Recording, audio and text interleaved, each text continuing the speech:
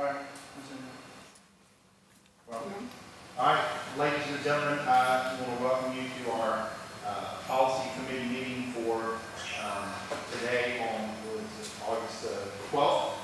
We have all three of our board members on the policy committee meeting are here, Superintendent Jessica Williams, and our attorney, Ms. Allison Hanna, is joining us virtually. So we will go ahead and get started.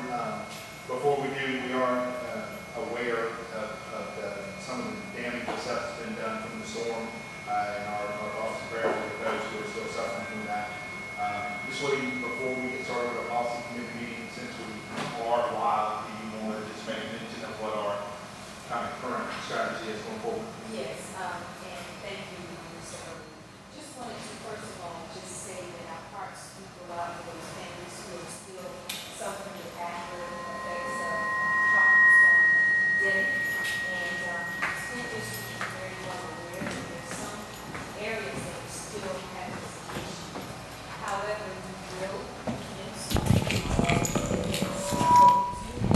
accommodations for those who need it as far as transporting their students to school.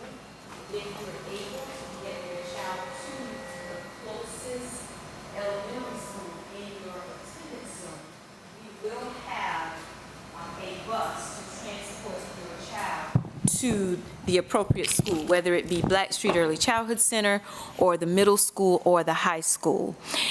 Also, if you have any additional issues that you may need support with, then please feel free to reach out to the Office of Student Support Services.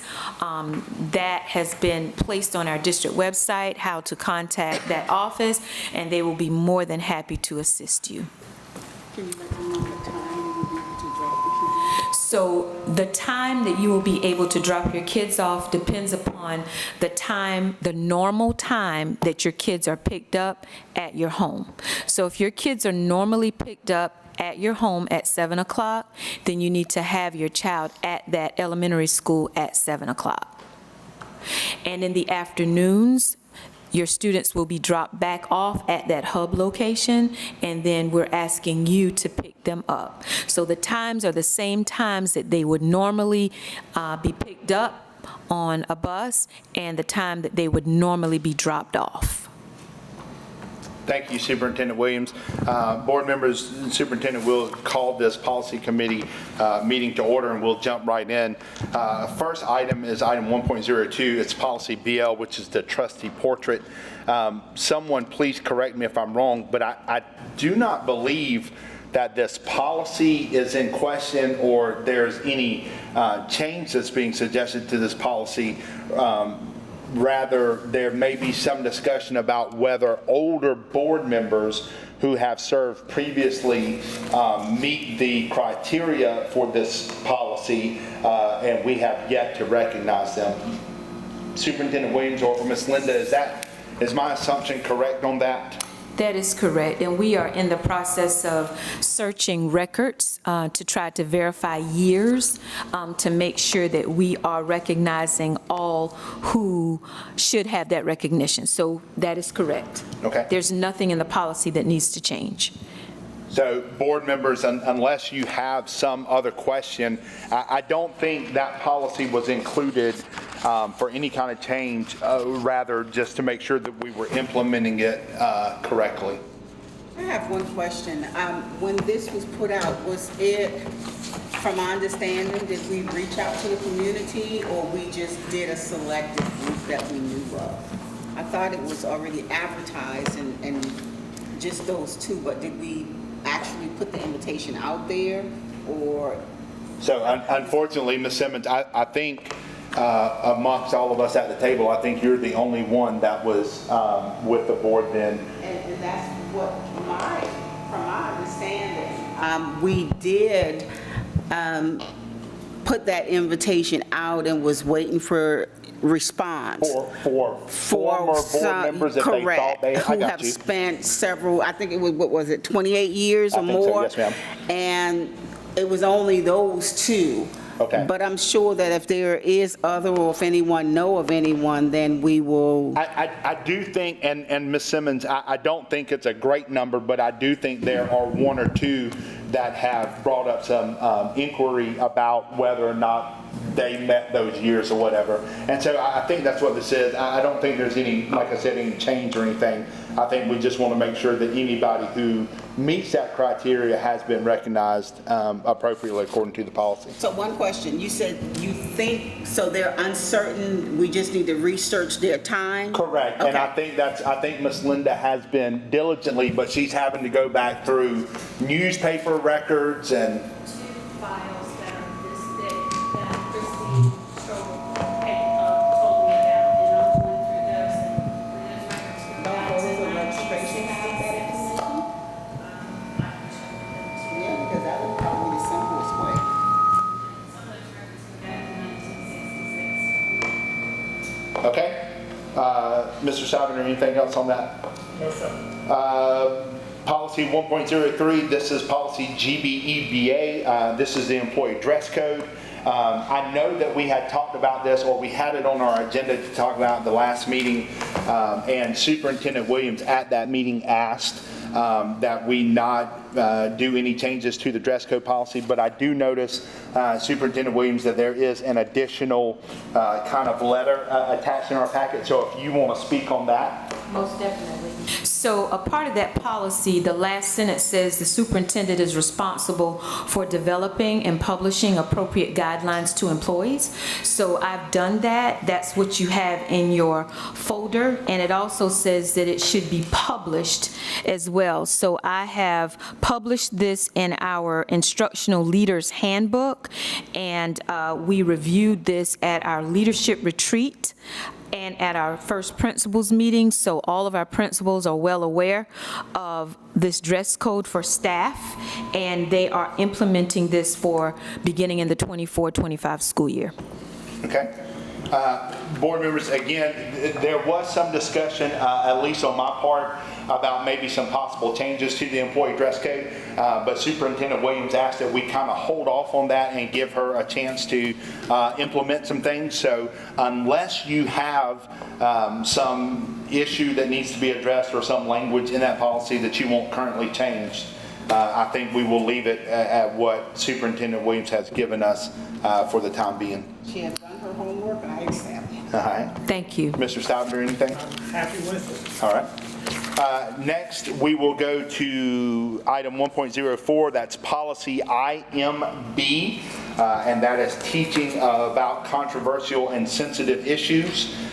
Superintendent Williams, I will come to you first on that, but then I think we will go to Ms. Allison for any direction on that. Okay, so I just have one question concerning this, and my question is, how are controversial/sensitive issues defined? Like, how would we define that in a classroom environment for a teacher to know that this material is controversial or this material is sensitive? And I'm asking our attorneys if you could kind of clarify that for me.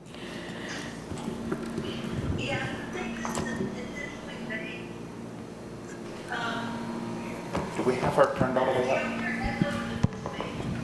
We cannot hear you echo, and we're just having a hard time. We're trying to turn up your volume a little bit. Okay. So this is intentionally vague, and this is an old policy, it's not been updated. Our current policies are a little more detailed. I think at this time, given the fact that we're not really certain where our state legislature is going, with, legislation and, provisos related to what they call CRT and talking about, sensitive topics, I would recommend at least for now, leave it this way. Use your best judgment, and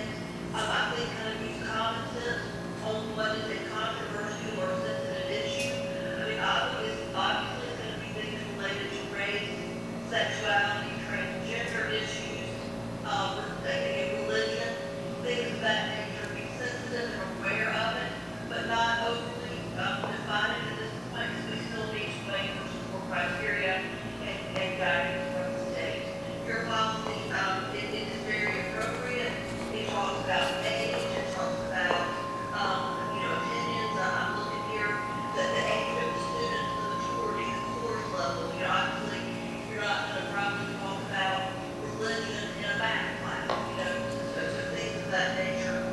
And then the teaching materials we use in the class, we're going to have some issues related to that, unrelated to this policy, but that are related to the new book banning or book review, curriculum material challenges. So I have recommend leaving this the same for now, with the understanding very well may have to look at this, again, even this school year as we get more guidance on the state department. Ms. Allison, the one question that I have with this policy, and it is the last sentence right before the bullet points. It says, before introducing a controversial topic, a teacher will discuss it with the principal as to these conditions. My only question about this policy is, where do the parents come in this? If the teacher takes a controversial issue to the principal and the principal says, yeah, that's fine, do the parents have an opportunity to know and opt out or decide whether or not they want their children in this? Yes, and that would be in a different policy that's unrelated to this one. There are actually probably 3 or 4 different policies come into play. So we have the new regulation that came out that deals with parents' rights to review all teaching materials, books in the libraries, and any material that's used in the classroom. That will end up being a separate policy, kind of still under review and revision, but there's a process for parents to challenge that.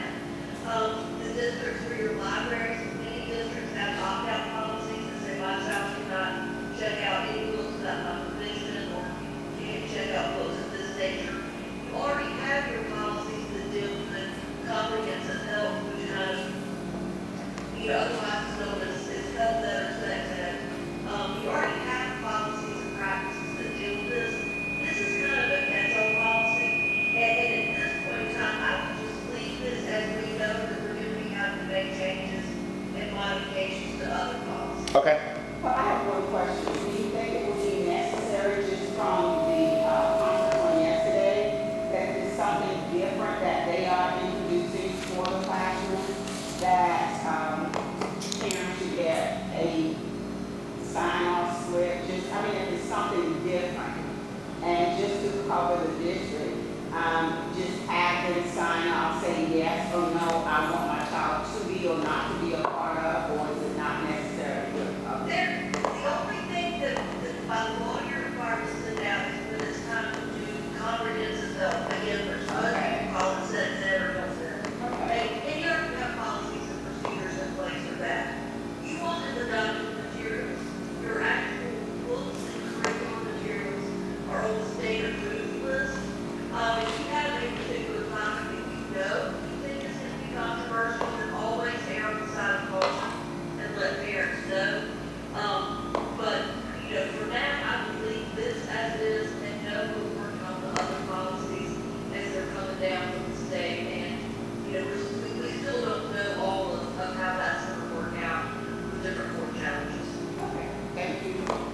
Mr. Stavanger, anything to add to that? No, sir. Superintendent Williams, anything else? No. I do want to mention, I failed to mention, and I apologize, we do have some other staff members here in the audience with us, and as always, we welcome your input.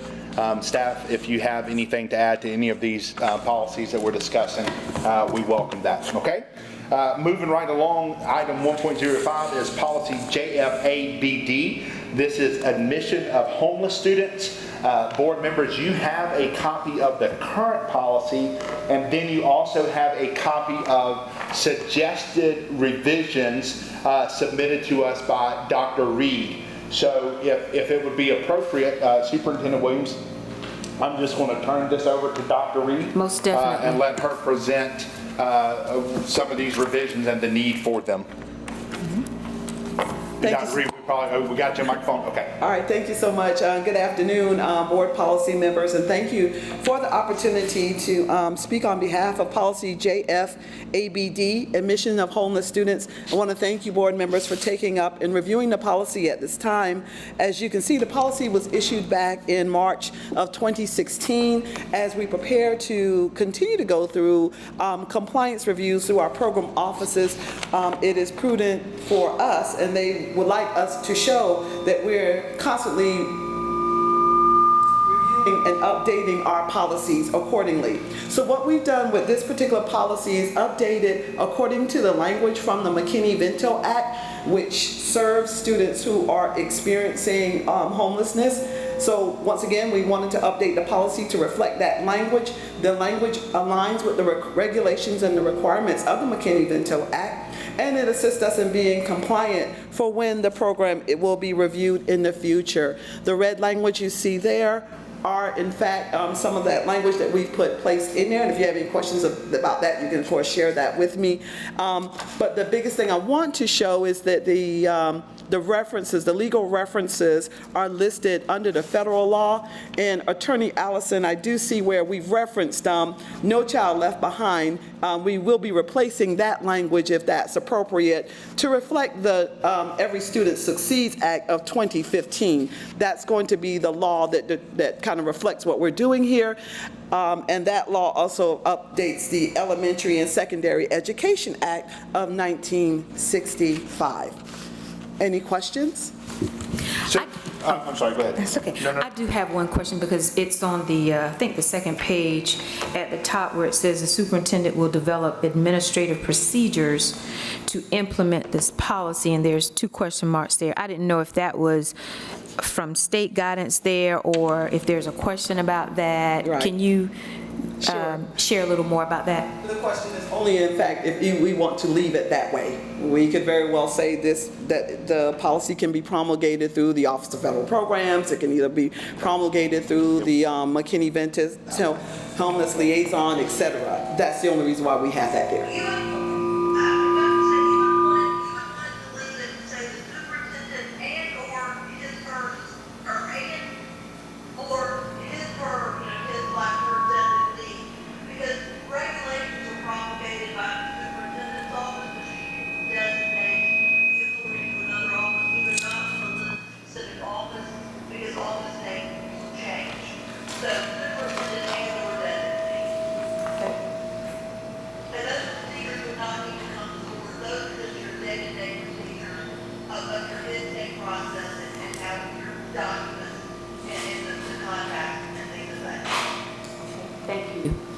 Okay, Dr. Reed, I'm looking at our original policy versus your suggested revisions. I see it looks like maybe some things have been changed around, but was there anything deleted from the original policy, or we just added to? Not that I could see. Okay. Most of it is adding the current language. Okay.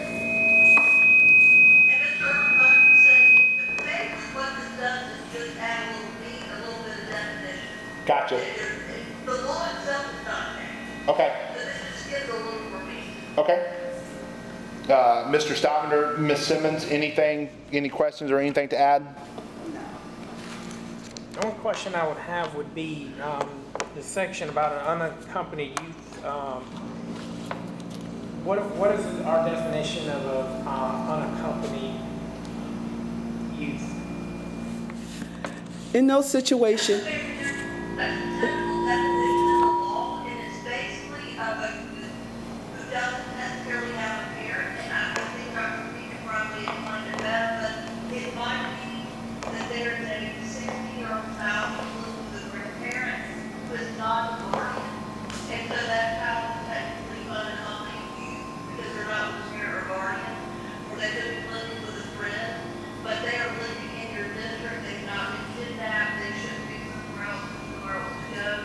But it's a pretty technical definition, and it's pretty broad as well, and I think Dr. Reed confirmed that it's very broad. So is there a differentiation between unaccompanied and runaway? Because of how do we, for instance, let's say that Jane and John decide they want to go to school together because they're boyfriend, girlfriend, and Jane lives in the district that accompany or is beside ours, and she decides she's going to run away to our district.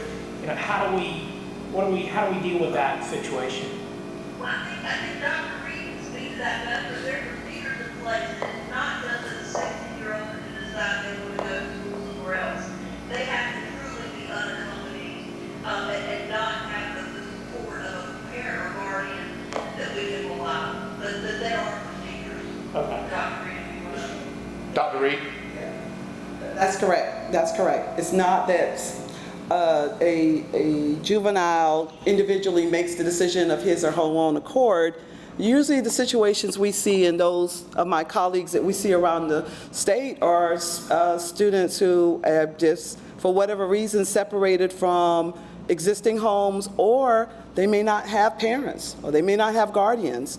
And it's our first duty, of course, is to educate them, get them enrolled, and then we can get the information and chase paper later. Okay. Yeah.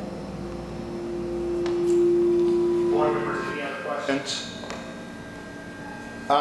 Ms. Allison, I do just, in the revision that Dr. Reed submitted, she does have on that statement that we just talked about the unaccompanied youth, that language is pulled from the original policy, and we just have a question there about whether or not to delete it, but it's just kind of based on that last conversation that needs to stay in there.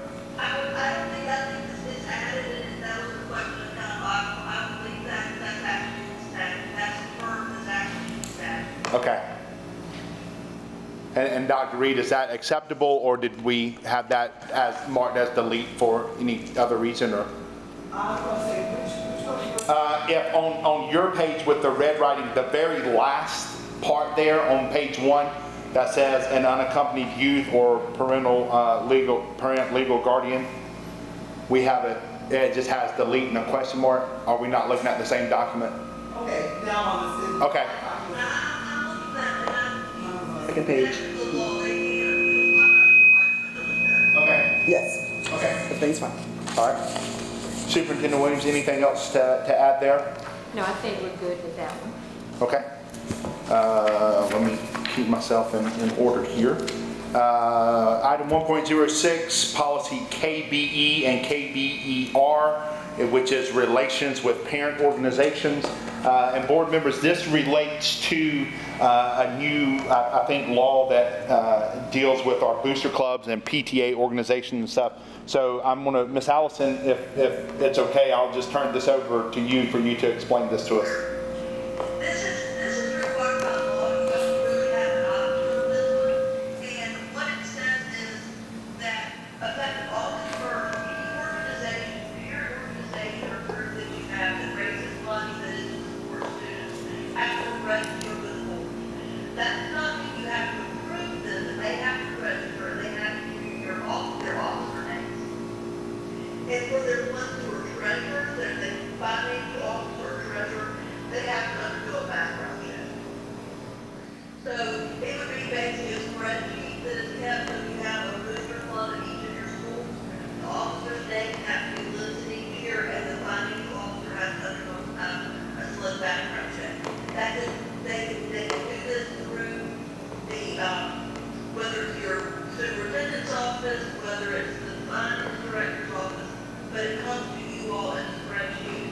Now, obviously, we're not going to give, make public documents to select that, those are private documents. There will be a list that comes to you with all the officers' names. That's required by law.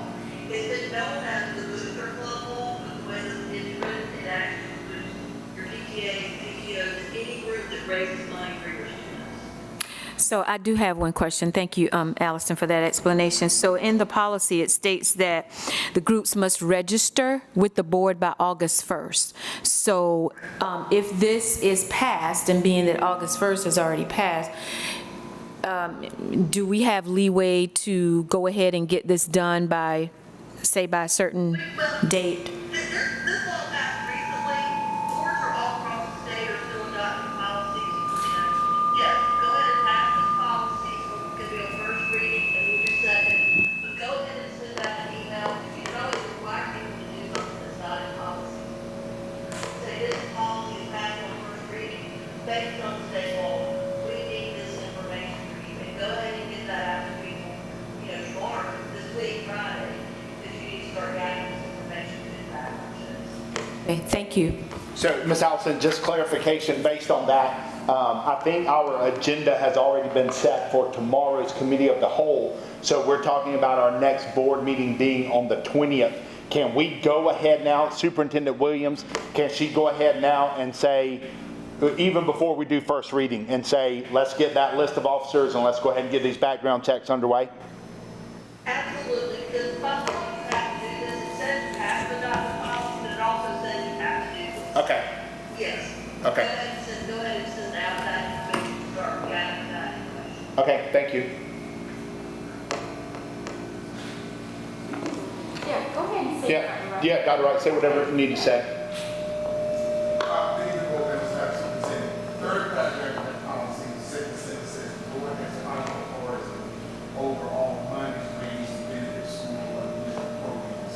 It has been my understanding of years past that such clubs or such organizations as a booster club may have their own 503C, which means they have their own bank account and they're keeping up with their money. But if that's the case, according to the language here, my interpretation now says that needs to be reported and comes to the school district treasurer.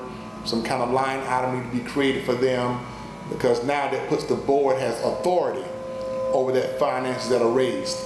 So that's my question. Ms. Johnson, I don't know if you heard the first part before we got him mic.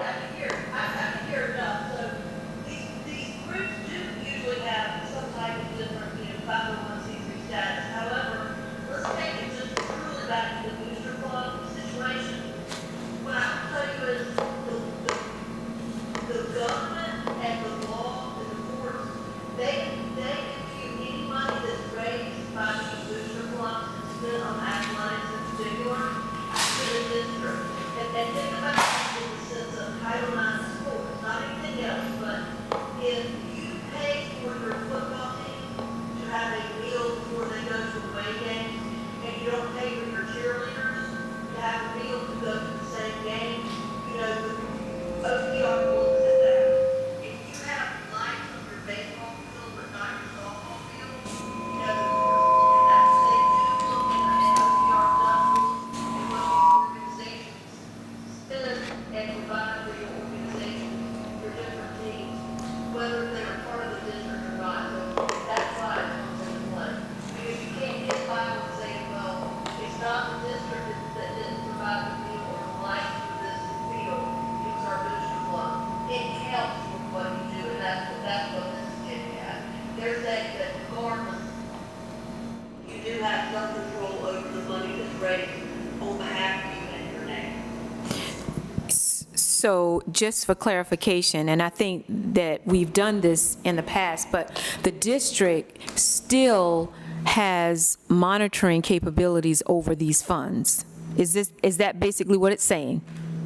Yes. Yes, okay. Because the finance department, That's what the actual national PTO and PTA bylaws say. Like, you can't have a PTO that raises money for new playground equipment and buys it that you're missing and installs it, because it's part of your school system and your program. yes, that is how we've operated before with this, so, yeah. Yes, ma'am, Mr. McDonald. Does this mean that these agencies will have to come before the board for permission prior to spending? I don't think that's what it's saying at all. I think it's just saying that old famous saying, the buck stops here. I think it's just saying that anything that falls under the district, the board is going to be the final authority as far as that goes. I don't think they have to come to us to ask to buy t-shirts or to spend money or anything like that. Is that correct, Ms. Allison? That's right. Another way, another example, like your booster club, kind of the bus stop there, they we're going to buy new uniforms for the boys basketball team, but not the girls basketball team. You all may have to say, you can get money that we can use pro rata for all of our basketball players, but they can't just go and buy the basketball team, the boys basketball team, new uniforms. And I keep using the male sports, that's how it is. But if you buy first, you couldn't have the buyers for girls.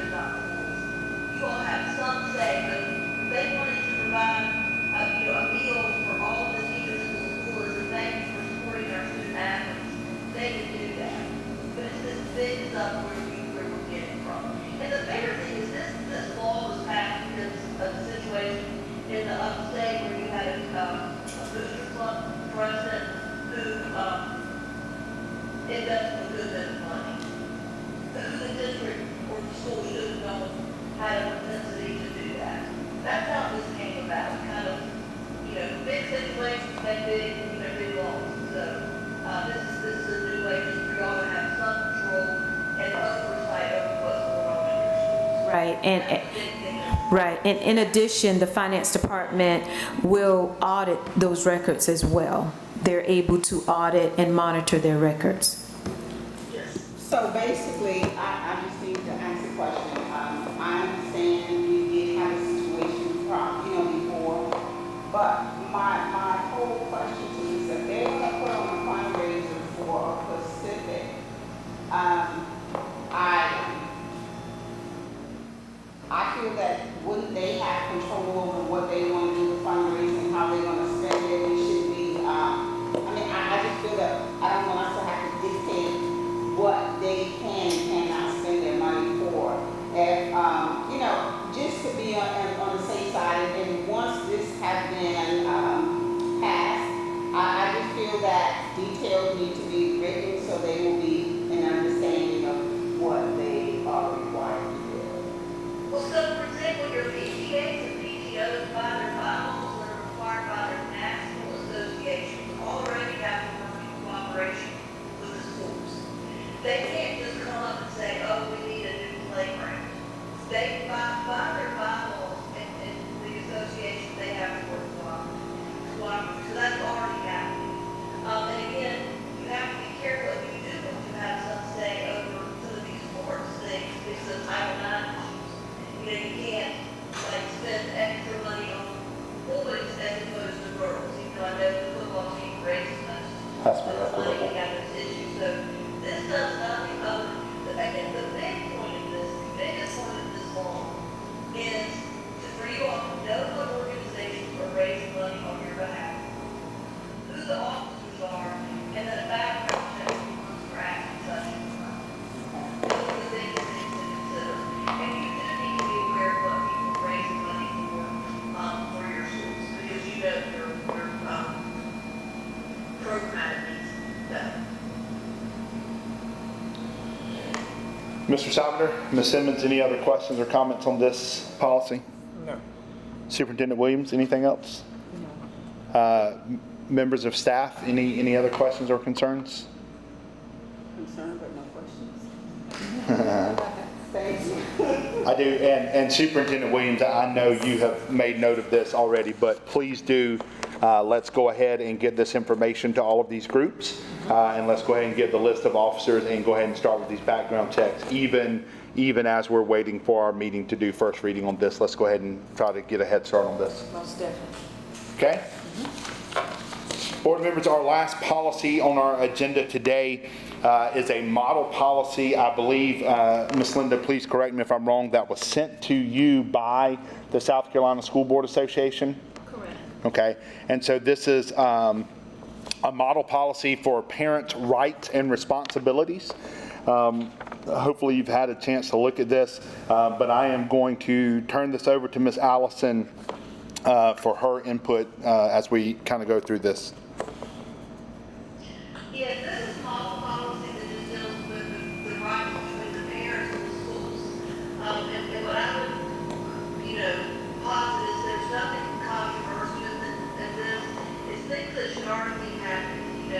Parents have, it's the parents' rights. They have a right to be treated with courtesy, not to be discriminated against, to get help for their children, to receive protection for their children, participate in organizations, and participate in activities of their children. All this is already part of the law.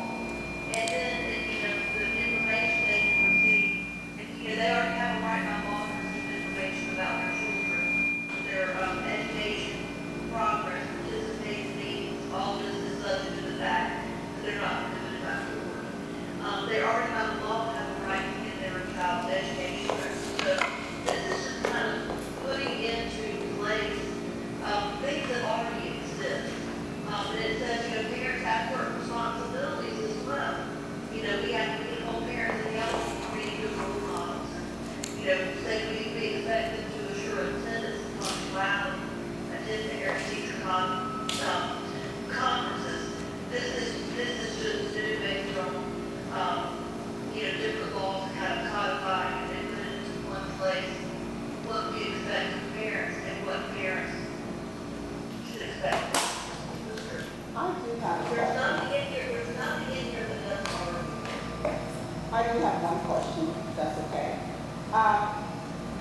when we talk about parents, are we talking custodial parents?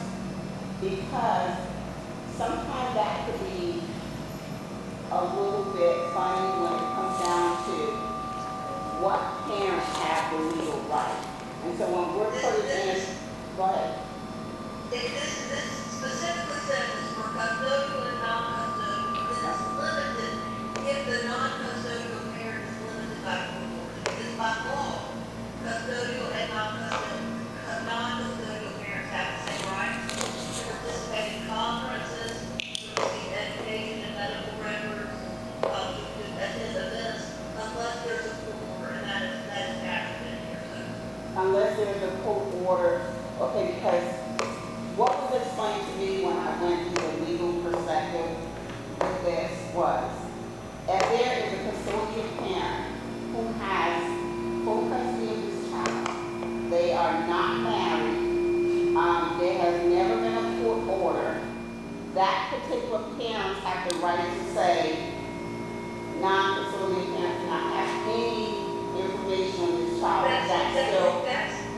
that's different, because that's a illegitimate child under the law, and because that is a different situation, in which this doesn't even apply to this, because that person wouldn't be considered a parent under this policy. The one who wasn't on the birth certificate, who was illegitimate. All this is subject to what the law's already defined. That is different, because there are situations that I have come across legally where both parents' names are on the birth certificate, but they have never went through court to give legalization. So that particular parent, who's a custodian parent, has legal rights, even though that father name, from what I was told through a judge, that parent still has the right. And if that parent puts something in writing stating that the non-custodian parent cannot have contact, they have that right, because I'm going to tell you why. Because a situation... That's true. That's not what this says. Because by law, that parent, even if let's say in this case it's the mother who says, this parent cannot have contact, that father still has the right to obtain educational records by law, unless the court says no. And this does not give that person any additional rights. This is saying that parent gets the right to records, which is already the law.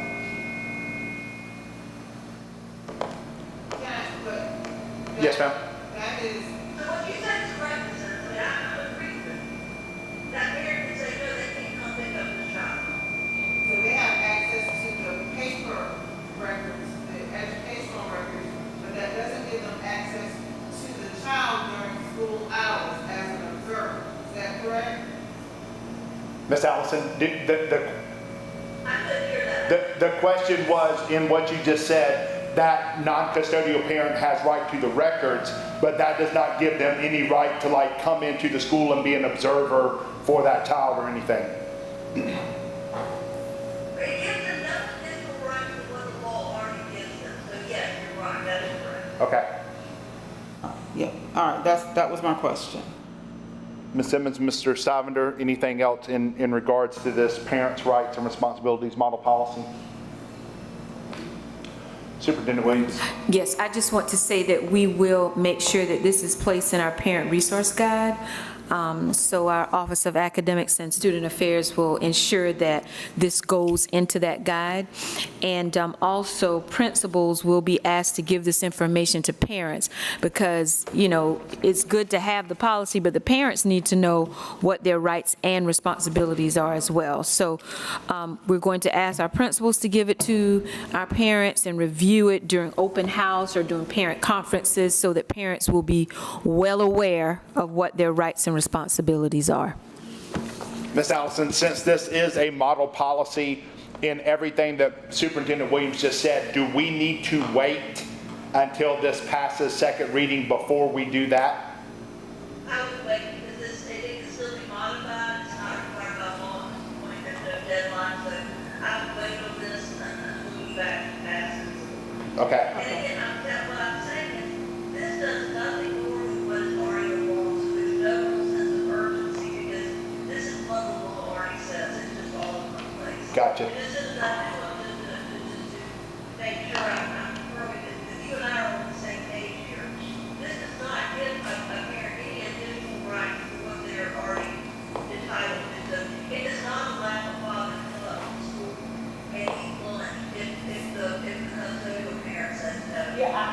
wanted to clarify that because there was some misunderstanding, and I just want, everyone to be on one accord because there were some misunderstandings in some cases. So we just want to make sure that we are all on one accord. Sure.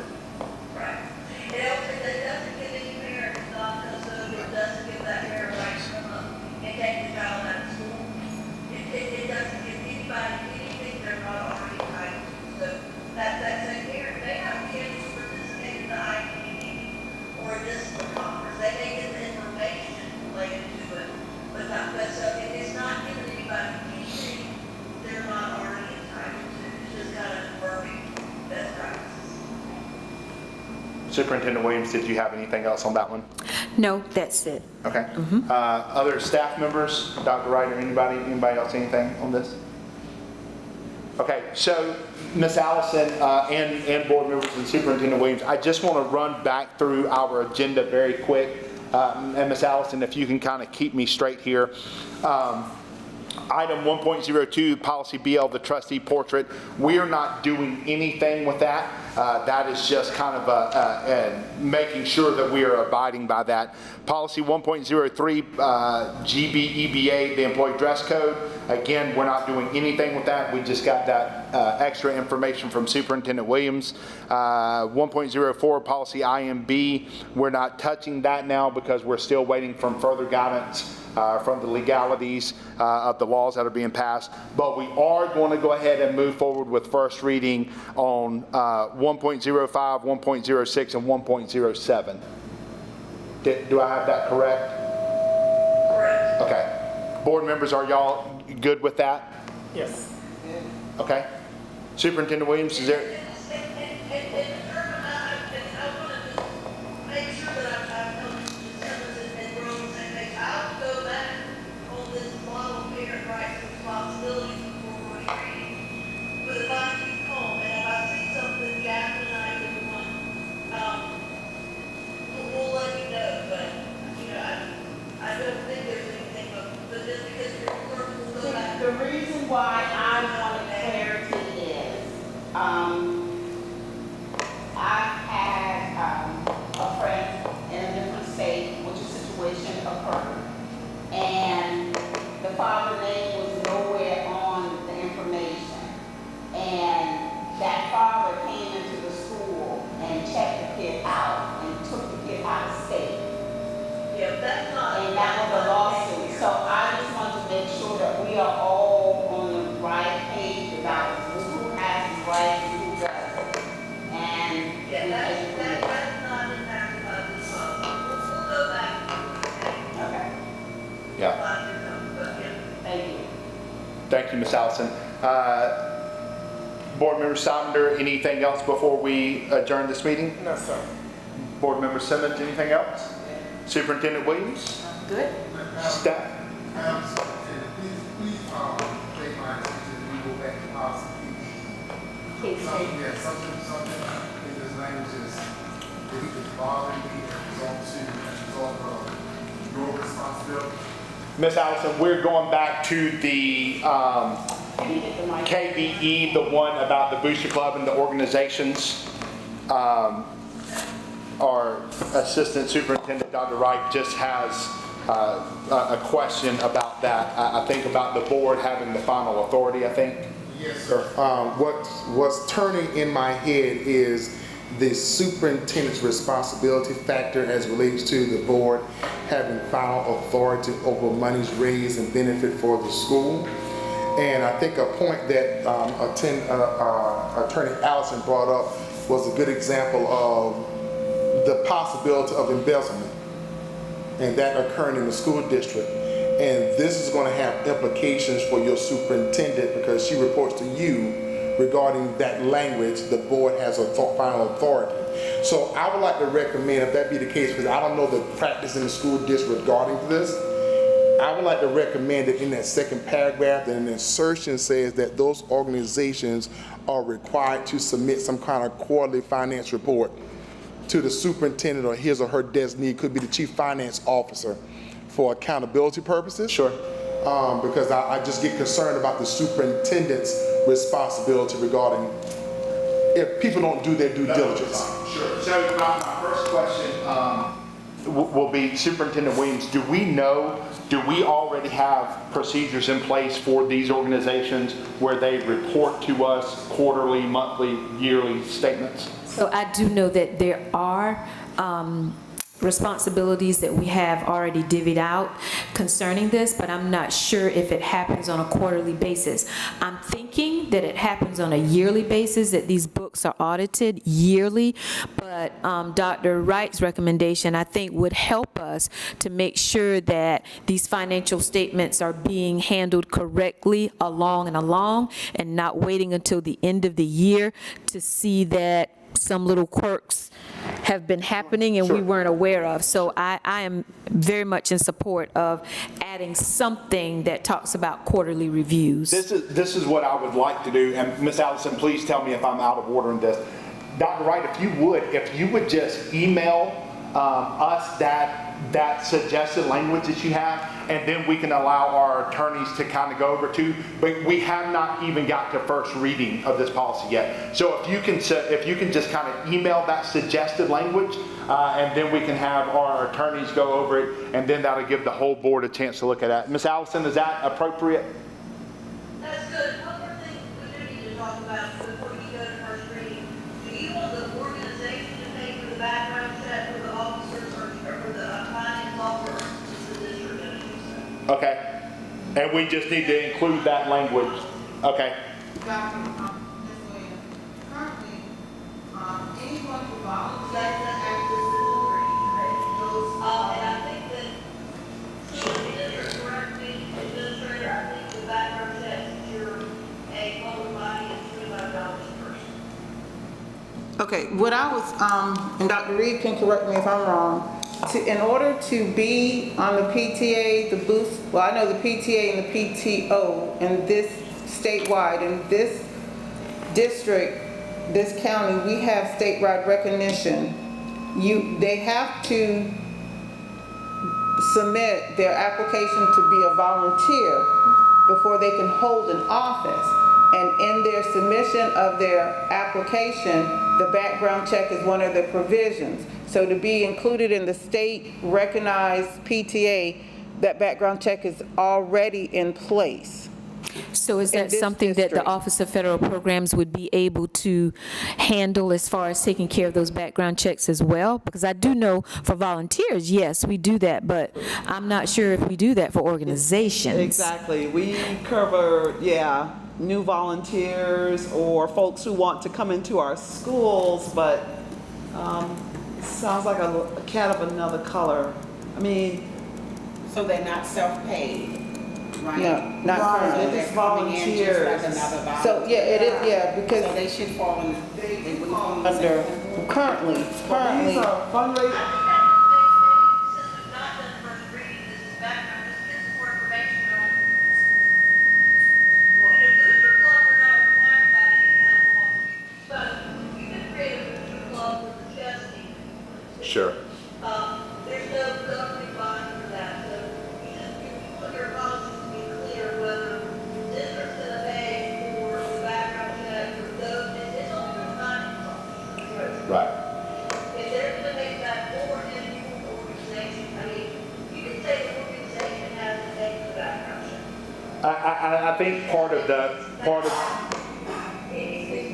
already being paid for by the organization, that's. right. I think part of the confusion here is there are organizations like the PTA that do have bylaws and do have requirements that they already go by. But if, in Ms. Allison's example, if we do a booster club for the chess club, then there are no regulations for that. So I do think we just need to maybe get some more information.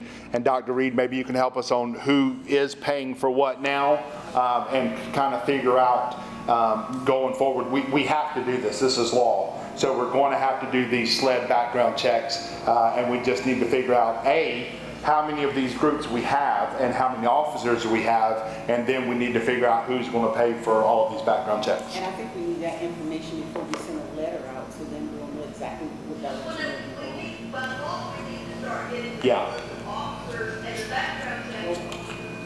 Well, can we just get the list, or you want the letters to go out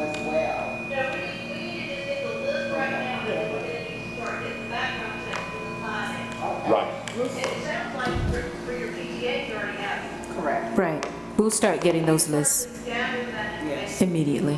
Because the deadline is actually August 1st, and so we're just making a good faith effort to take steps moving forward to get us in line. And again, you're not behind the line, just so you know. Okay. Thank you. Dr. Wright has another question. 6 paragraph, Madam Superintendent. 6 paragraphs. Talk to parent organizations Yes, sir. designed to use the name of the district or school to organize fundraisers or advertise bus outing or approval of the board. So, the 6th paragraph down, Ms. Allison says, parent organizations desiring to use the name of the district or school to organize, fundraise, or advertise must obtain the approval of the board as a prerequisite.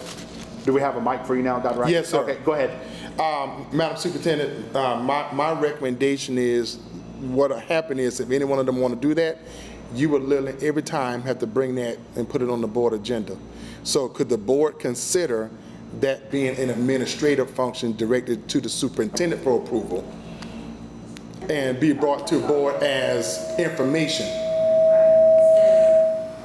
Yes, because every time you would have to bring that to the board. If somebody want to change something, some organization want to use the school name versus theirs, it would always have to come to your desk, be brought to the board for approval before they can do it. I think you're saying you would like that to be the superintendent, or just me as opposed to. That's just my recommendation. So now, can I just ask a clarifying statement, Ms. Allison? In that paragraph, that's only talking upon the initial founding of that organization. That's not talking about every time that organization does something that they need the approval, right? That's just in the original founding of that organization?